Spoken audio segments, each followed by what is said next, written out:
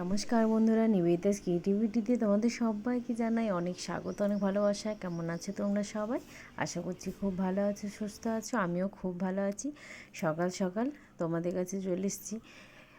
তো সকালে উঠে গিয়ে তারপর এই যে সমস্ত কাজ আজ শুরু করে দিয়েছি, কারণ আজকে মঙ্গলবারে মঙ্গলচণ্ডী পুজো। তো আজকে ভাবলাম সকাল থেকে কিছু কাজ করবো না, কিন্তু উঠে গেছি 5টা সাড়ে 5টার সময়। তো আজকে কিছু এইগুলো ভাবলাম, ব্ল্যাঙ্কেটগুলো বাইরেই ছিল অনেক দিন থেকে রাখা।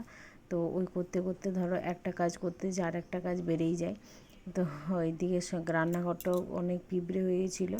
তো এগুলো সব পরিষ্কার করে সব মুছে আজ মঙ্গলবার, আজকে রেডি হয়ে নিয়েছি, মঙ্গলচণ্ডী পুজো দেব।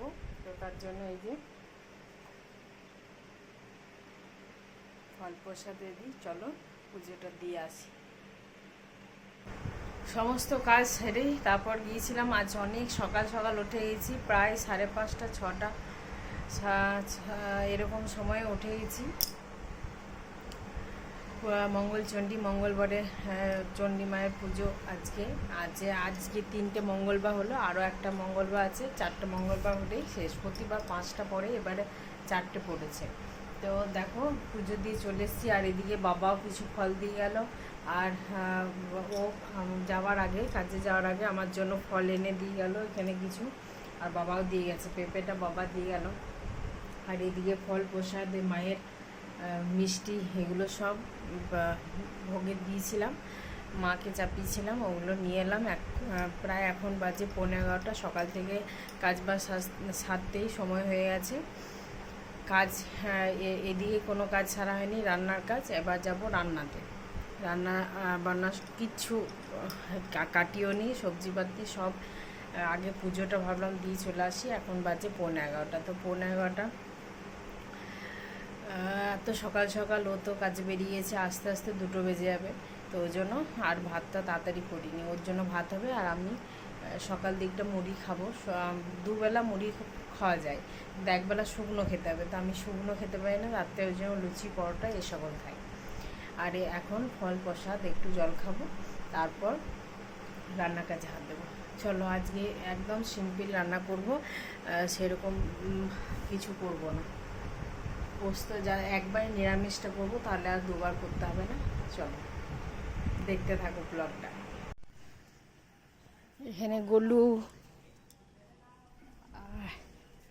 এদিকে গলু মলু, আর এদিকে লাবুজি, 3জনকে আজ স্নান করানো হয়েছে। এদিকে কাপড়গুলো মেলে দিয়েছিলাম, আর চাদরও মেলেছিলাম 2টো। এই যে চাদরগুলো সব শুকিয়ে গেছে, আবার আরেকবার মেলতে হবে। আর এখন আচারগুলো আরেকবার, আমি ছিলাম না বলে দিইনি, আচারগুলো আরেকবার রোদ্রে দিতে হবে।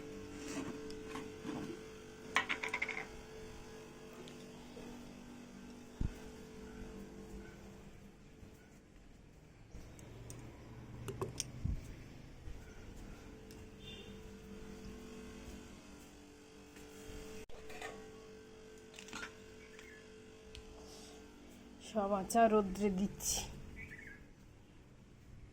এদিকে আরও 2টো বাদাম দিয়ে দিয়েছি। আচারগুলোকে রোদ দিতে খেতে হবে ভালো করে, তবেই স্বাদ ভালো আসবে। এদিকে ভোগ প্রসাদটা, চিড়ে প্রসাদটা মাখলাম।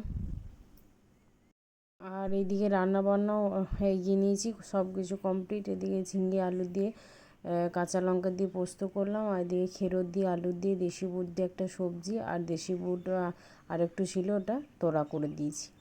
তো এটাই খাবো। ওর আলু সেদ্ধ, ডাল ভাত ওটাও করেছিলাম, আর সবজিও দেবো।